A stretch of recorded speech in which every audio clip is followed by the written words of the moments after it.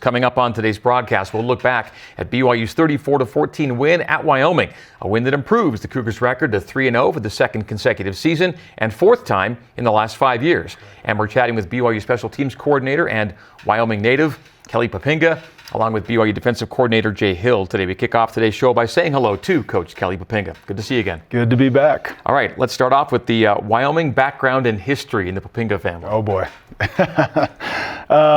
Well, I think the best place to start, my dad's from Utah and mom's from New Jersey. They both graduate from here. And my dad goes to Van Nuys, California, graduate of BYU to be a park and recreation guy down there, and ends up getting a job. After living there for 3 years in Van Nuys, they saw that place was not a great place for them to raise a family, so they got a job from Van Nuys, California to Evanston, Wyoming. So the two oldest siblings were born in Evanston, my two oldest sisters, and then the rest of us born and raised in Evanston, Wyoming. And there's really no other background other than that, just kind of a random place how we ended up there. But it ended up being, I loved growing up there, and ended up being a great place for our family. Yeah, what did you like most about living there? And as you became an athlete and started thinking about the next level, your dad, of course, he played at BYU, right? Yeah. Was BYU always going to be a place you hoped to play for, or was like, man, Wyoming, has an appeal too? No, I never wanted to play for Wyoming ever. Growing up at least, and then BYU was always the dream. But then when I got into that recruiting process and they started to recruit me, and they were actually recruiting me a little bit harder at the time than BYU was, so I thought, okay, this might be an option. But still, BYU was always the place I wanted to be, just with my dad playing here. And I mean, we were coming to games all the time. Evanston not being too far away, hour and a half drive from Evanston to Provo. We were coming to home games all the time, had season tickets. So yeah, this was always the place where I wanted to be. But going back to Laramie this last weekend brought back some good feelings of just being from the old Mountain West as a player and as a coach. And man, it'd been 15 years since I'd been back there as a BYU coach. But 2 years ago I was there as a Boise State coach. And I like Laramie. I mean, I win there a lot. I was like, I don't think I lost as a coach against, or as a player against Wyoming. So that's a bragging rights I have against my buddies for the rest of my life. So we'll see if we play them again. But for right now, I got that on me. Yeah, last time on the schedule, certainly. How was the bus ride in from Cheyenne? Oh, it was beautiful. It was awesome. Yeah, it was great ride. And that time of year in September, all of us were like, man, this place is awesome. This is great. I said, hey, wait for 2 more weeks and just see if you'll be saying those same things. You're not in a whiteout. Yeah, exactly. Well, the meaning of the game to the people of Wyoming, you could tell it means something to those folks. Oh yeah, that's a passionate fan base, and they do not like BYU. And right from the get-go, as we're driving in and seeing all the tailgating and just seeing the passion of the fans of just the things they were saying, the things they were doing as we're driving in. I mean, it was you could tell that they were fired up for us to be there and excited for an opportunity to compete against us. And see the guy in the barrel. That was always, there he is. That's always fun. But he was right behind our bench the whole game, and some of our players never had seen that before. They're like, Coach, look at this guy. I'm like, oh yeah, he's been here for 50 years. Yep. That guy's a staple here. But I think it's a very unique atmosphere, very unique place. Just being kind of in the middle of nowhere, and just that cowboy, rustic, Western feel, and it's just very unique. You don't get that feeling, I don't think, anywhere in the country. And you're at 7,000 feet, and really, it's a really tough place to play. They play, I bet their home record there is as good as anywhere in the country. And so for us to go in there and compete and play well and run away with the game, I was happy with our guys that we were able to get away from them, and not that it wasn't a close game. I think that was a positive for our guys and a confidence booster for them. Well, I really enjoyed being back, and it was a good summary from you on that. How much of the in-week message leading up was, okay guys, no let up, don't overlook this winless Wyoming team? Yeah, they knew from last year that this team was capable of competing against high-level teams. They beat Texas Tech and Laramie last year. Yeah, they beat Texas Tech and Laramie, and they compete for 3 quarters against Texas. I think the score was 10-7 going into the 4th quarter of Texas last year. So they were a really good football team, and you could see it in the first couple of games. They had glimpses against Idaho and against Arizona State where this is a good football team, and they were a physical team. And anytime you're playing a physical team that wants to be able to run the ball and knows how to stop the run, that can always be a tricky situation. And luckily for us, we were able to get the run going. On offense, and Jake had some great runs there that helped us open up some things in the pass game, and then we were able to stop the run immediately. Really didn't give him anything all night. I think it was 77 yards on 33 carries, which is less than 3 yards a carry, which is really good. Our goal usually is around 3.3 yards a carry, and to be less than 3, that's a major positive for us. So we were excited about just being able to stop the things that they wanted to do that were their strengths, and I think that led us to our victory. I think on the season right now, I think you're at 3.37 yards per carry again, so you're right in the neighborhood you you want to be in. Before we get into the special teams performance, and it was a special night for the special teams, you coached the defensive ends. You were facing a quarterback that had both taken 7 sacks in 2 games, but was also responsible for their longest run of the season coming into the game. What was your book on Evan Swoboda? Yeah, we knew that he could run fast once he started to get going, but he wasn't going to be able to change directions. He wasn't that type of guy. Not like the guy we're going to see this week for Kansas State, completely different guy. But he could, once he got going, he was pretty fast. And there's 2 runs there where I think, he got away from us on the edge. But we knew he'd been struggling, in his completion percentage and getting the balls in tight. But for us, we wanted to be able to get after him, but early in the game, you could see he did not want to take any sacks. He was getting the ball out quick and fast, similar to that right there. I think last week at the end of the game when they played Idaho, he just got hit, over and over and over again. Teed off on him. And they changed, props to their coaches. They did change the protections a lot in that game. A lot of protections that we hadn't seen so far that they hadn't shown. And so, props to them. They wanted to protect him and make sure that, they were giving their tackles a little bit more help. But I still felt like we got some good pressure on the quarterback, was able to have him throw a lot of errant throws. We dropped probably 2 or 3 picks in that game that we could have had, a couple by J-Rob and one by Trey Alexander late in the game. But, and then we get the one with Evan. But, I felt like we contained him well. And, besides the one drive in the the first half there, I felt like we played, as a unit really good in that game. Speaking of units, special teams unit, your forte, not much was happening on the special team side of things early. Defense was just forcing punts. Yeah. And Parker Kingston's fair catching everything. Yeah. Their punter did sky a few, though. He had a high punt. Oh, yeah. We knew going into the game that the punter was going to get great hang time. And so we knew more than likely where we were going to have success in that game was being able to go after it. And early, we went after the first, or maybe it was the second punt we went after, and they were backed up in the end zone right after the interception. We get a 3 and out there. And so I wanted to go after it right there to see what we could do. And man, I think it was Cody Hagan was, inches away from getting a block right there. And then later on in the game, we went back to our block, and then Glasgow comes free.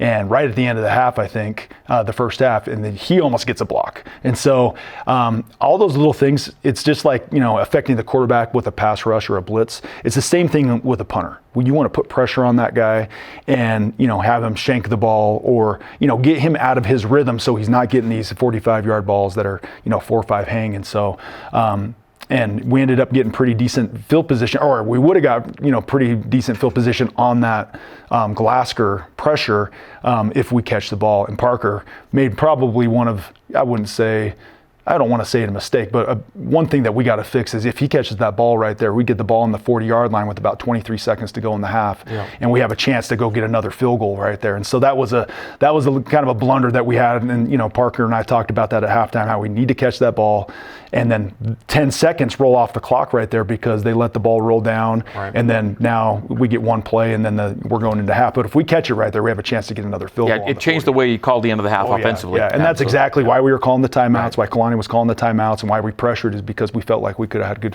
field position right there to get one more score. For the most part, he was fair catching. It's taken kind of pretty much for granted that a guy's going to catch the ball. But what makes Parker so good in just being the clean catcher, knowing, now you want returns clearly, but a clean catch is sometimes a great play. Yeah, from the first game, there was a couple there where we were a little disappointed in just the little first game jitters I think Parker had, but he's been very good with the football since he became the starter about halfway through last season. So you want a guy back there that can secure the football. I always tell our punt return team, every time I get into a punt return meeting, I said our number one goal is to make sure that ball is handed to the official and our offense is coming out on the field and it's their ball. The last thing we want is some type of ball bad security where we muff the ball or we fumble a ball on a return. It's our number one priority is to make sure that we are giving the ball back to the offense once we get off the field as a punt return unit. And Parker's doing a really good job of that, and just got to continue to do that to give our offense some good field position.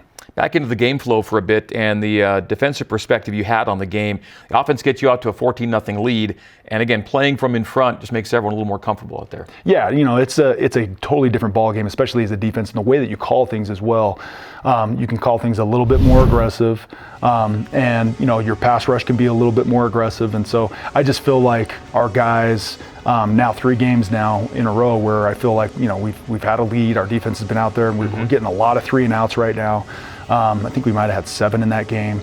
And we've started every game with a 3 and out, which is awesome. We got to continue to do that, especially when Kalani wants to defer and have the defense start the game. Right. It's a huge deal, and I think a huge tone setter for our defense to go out there and be able to get 3 and outs and then get our punt return team out there and get our offense set up for field position. And so I think we've been doing that pretty good over the last 3 games. 14-0 lead. Wyoming scored a touchdown on a long drive. Then BYU scored to end the half. And for the 3rd straight week, Will Farron gets in position for a long field goal to end the first half, and he got you points on Saturday. Yeah, and so that's, going back to last season, our offense did a great job, I think, at the Oklahoma State game and in the Oklahoma game, and in 2-minute drills have given Will opportunities to, put some points on the board late in the half, and that's a 49-yarder. And I think is that the second one of the year now? Is the Southern Illinois 50, or I can't remember if that was 50. He went 50, yeah. So, he's hitting some good balls, and so I'm really happy for Will.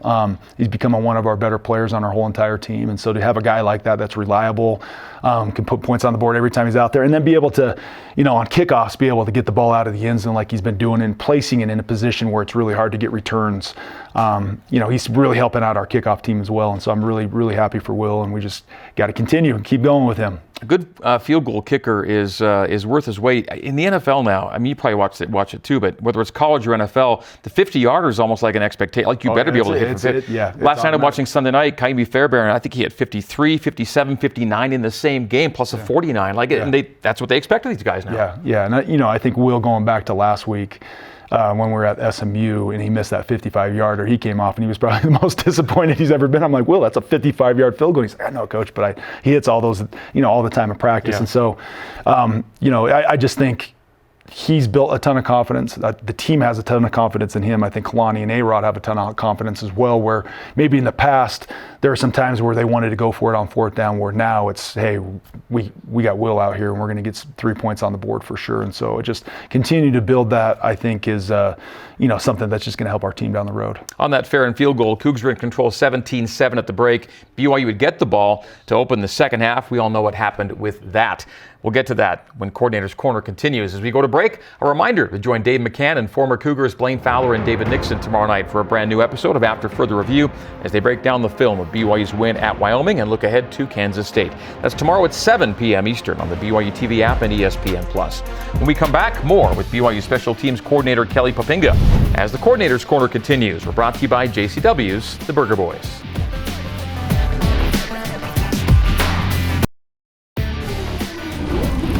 Coordinator's Corner is presented by JCW's The Burger Boys and Intermountain Health, official medical provider for BYU Athletics. We're back on the Coordinator's Corner, visiting with BYU Special Teams Coordinator and defensive ends coach Kelly Poppinga after BYU's 34-14 win at Wyoming on Saturday night. BYU's 10th consecutive win over the Cowboys in the last scheduled meeting between these longtime conference colleagues. This week, it's BYU's Big 12 conference opener against K-State. More on that game coming up. First up, we close the books on the win in Laramie. BYU won the pregame coin toss in Laramie. As you noted, BYU always defers when they win it.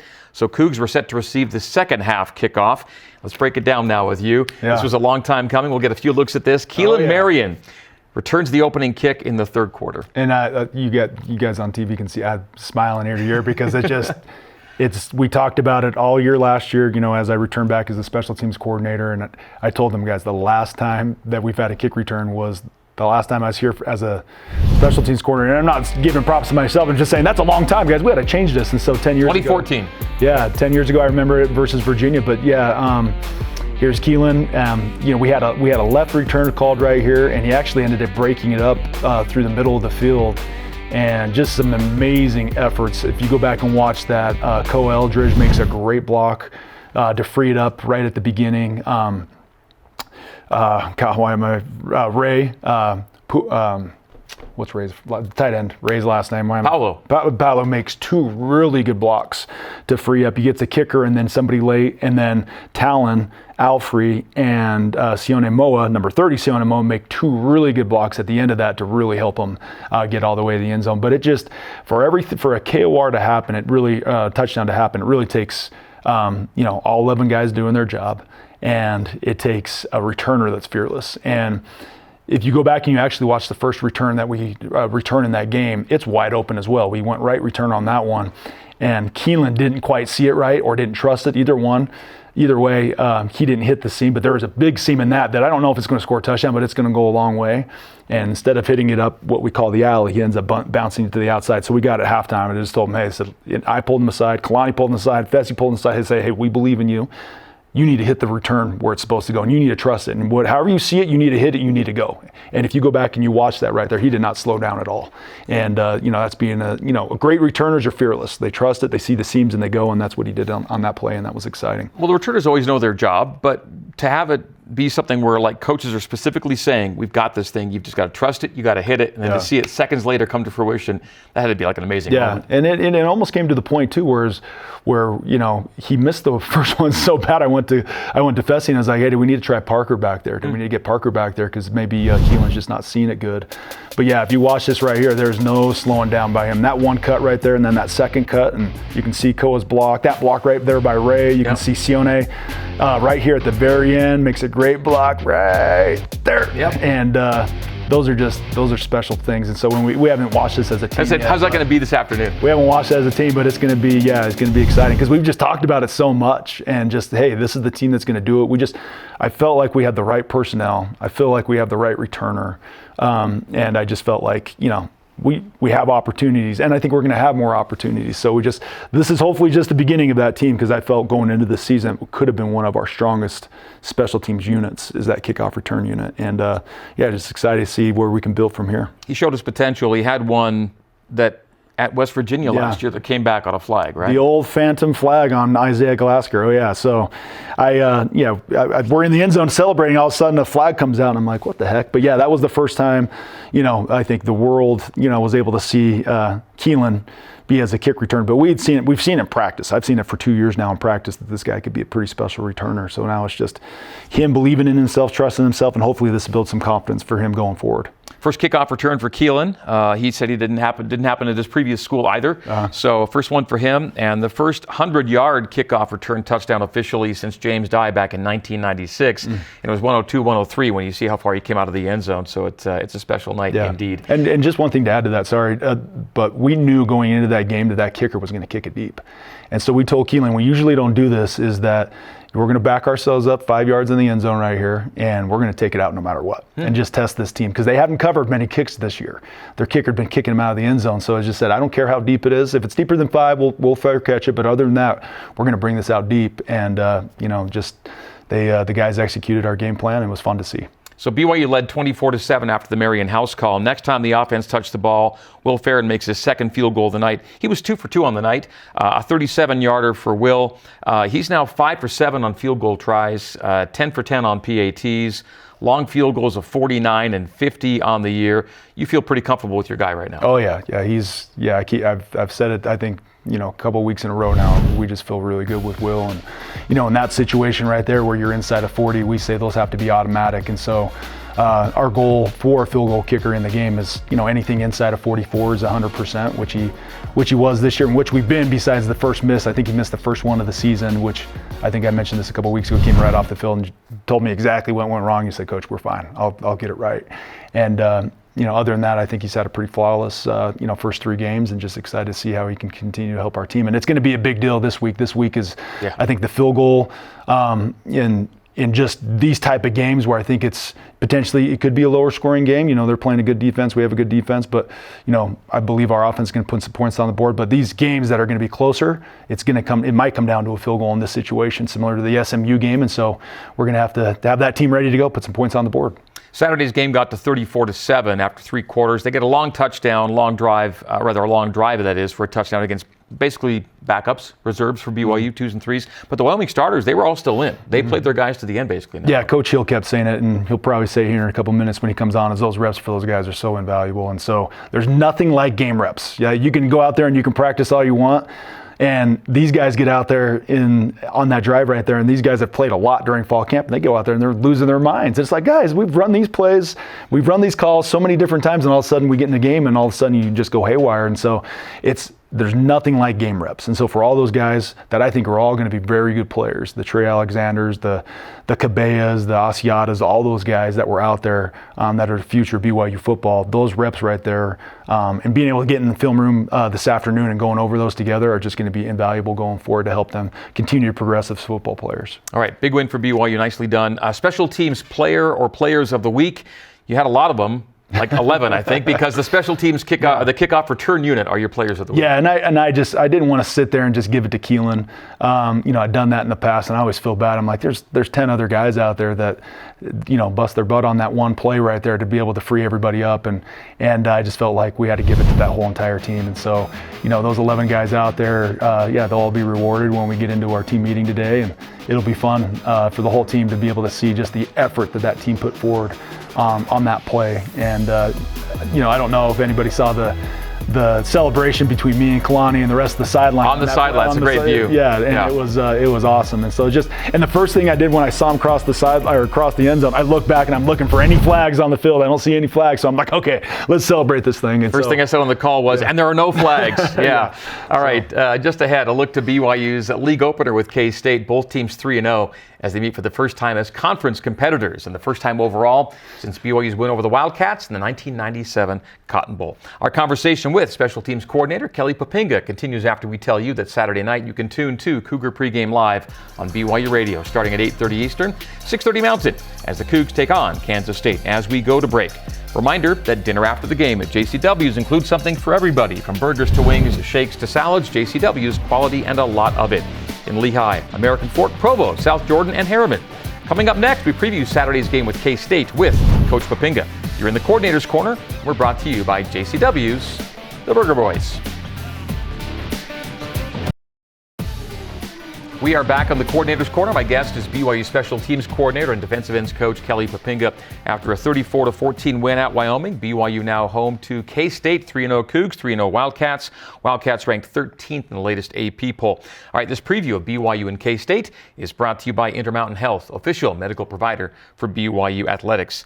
Well, K-State's strength right now, running the ball and stopping the run. And a big part of the offensive side is their quarterback, Avery Johnson. Yeah, he's a special athlete. And, I was at the University of Virginia and played against Lamar Jackson 2 different times, and I feel like this guy is as special as an athlete as that guy is. And so it'll be a major challenge for our defense and our team to stop this guy, especially him running. And he knows how to extend plays, and he knows how to do zone read, and he throws the ball well enough to be able to make some plays down the field. So it'll be being able to stop him and being able to stop number 31, their running back, and then they have another special talent out of the backfield, number 3. That's also their punt returner, kick returner, Dylan Edwards. Yep. And they got some dudes. So it's a great challenge for our guys. I think their O-line is athletic, and they love to run the ball. So I think it's a great matchup for our D-line that I think has played really well the first 3 games. And so I think that's where the game will be won. Will be with that front 7. And I felt like in the first 3 games, our success of defense has started with our front line right there. And so we gotta be able to own the line of scrimmage. And when we do that, it'll put ourselves in great position to win this game. The first running back you mentioned, DJ Giddens, went over his 2,000 career rush yard mark last week against Arizona. And the second guy you mentioned, who's also the special teamer, Dylan Edwards, had the punt return touchdown against Arizona last week. How about this? K-State leads all of college football over the last 25 years in non-offensive touchdowns, 134 touchdowns from somebody other than the offense. It's unbelievable. We were actually talking about that. They have 62, I think. 62 combined punt and kickoff return TDs over the last 20 years. 20 years, unbelievable. Yeah. So for them, that's the most nationally. Yeah, that's impressive. And so we got our hands full this week. And early this morning, I'm looking at their punt return team and looking what we can do. And it's going to be a challenge, but it's going to be fun. I know our guys will be up for the challenge, and just excited. It's a great opportunity to have Kansas State come to our stadium. I mean, this is what we've been living for forever as Cougar fans, and a part of this is to have a team like Kansas State come into LaVell Edwards Stadium, Big 12 football conference game, and I know the Cougar Nation is going to show up, and that place is going to be rowdy, and it's going to be to our advantage to have those guys going crazy. And so, just excited to see how we play that night. And one more note, you probably already have. They've had 7 straight years with a blocked punt. Special teams coordinators, when they play Kansas State, you guys earn your money on these weeks. It'll be fun. And I saw the block punt that they had, I think in week 1. The opener, And so yeah, it's going to be exciting. It's going to be fun. I'm up for the challenge, and I really respect these guys. They've done a great job. Tough physical football team that very detailed in everything that they do. And yeah, it's a great challenge to just see where we are as a football team. And I think this is a great metric to just show where we really are. So we'll find out Saturday night. Hope to bring that late night magic too. Oh, yeah. Saturday nights, late nights at Level Stadium, they can be pretty special. They've always been one of my greatest memories as a player is a late night Saturday night game, TCU versus BYU my senior year. And yeah, just remember the environment that place was at, and yeah, just excited to get it back in. I know the fans are too as well. Right. So it'll be fun to get everybody back in that stadium and do some great stuff. Well, good luck in the prep for it, and have a great call on Saturday night. Yeah, I appreciate it. All right, that's Coach Poppinga. Tomorrow night, join us for BYU football with Kalani Sitake as the coach and a special guest. Look back at BYU's win against Wyoming and ahead to the Cougs and K-State. Tuesdays, 8:30 Eastern on the BYUtv app and ESPN+. Coming up next, I'm joined by defensive coordinator Jay Hill as the Coordinator's Corner continues. We're brought to you by JCW's The Burger Boys.